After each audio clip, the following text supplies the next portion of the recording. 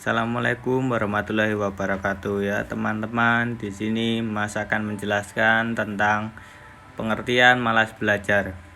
Malas belajar adalah rasa yang timbul karena terlalu menyepelekan suatu hal dengan meremehkan suatu pekerjaan, aktivitas, tugas, dan hal tertentu, sehingga kita menunda-nunda hal tersebut.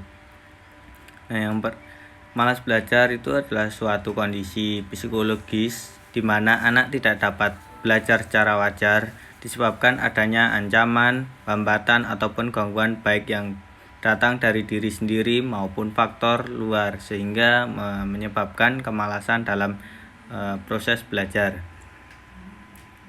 Yang kedua yaitu penyebab malas belajar. Penyebab malas belajar yang pertama yaitu kurang suka mata pelajaran. Jadi biasanya kalau siswa itu tidak menyukai mata pelajaran tersebut, kadang suka tidak mau belajar ya. Saya tidak menyukai mata pelajaran itu, ngapain saya harus belajar mata pelajaran itu. Nah, yang kedua yaitu banyak bermain. Biasanya karena banyak bermain lalu kecapean, nah itu menyebabkan malas belajar. Atau biasanya ngegame ya, ngegame juga itu dapat menyebabkan malas belajar. Nah, lalu yang ketiga yaitu tips cara melawan rasa malas belajar di rumah.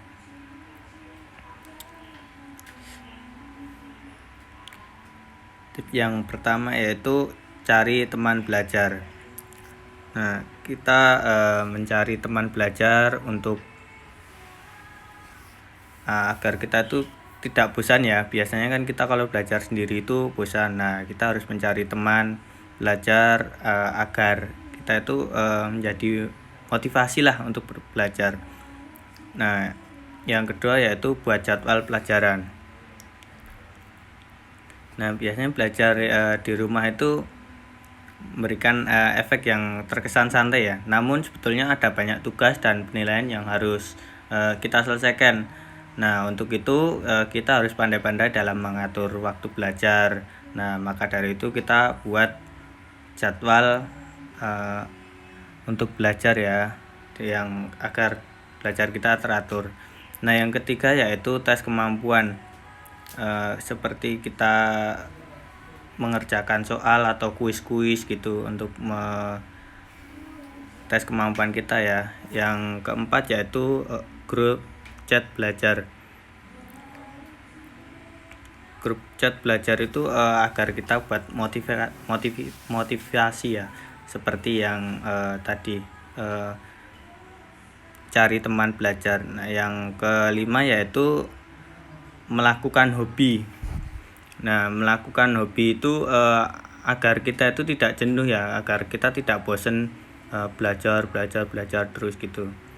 Kita harus melakukan hobi yang kita sukai, tapi jangan sampai hobi kita itu mengganggu belajar kita atau membuat kita malas untuk belajar. Mungkin sekian dulu dari Mas ya. Terima kasih teman-teman. Waalaikumsalam.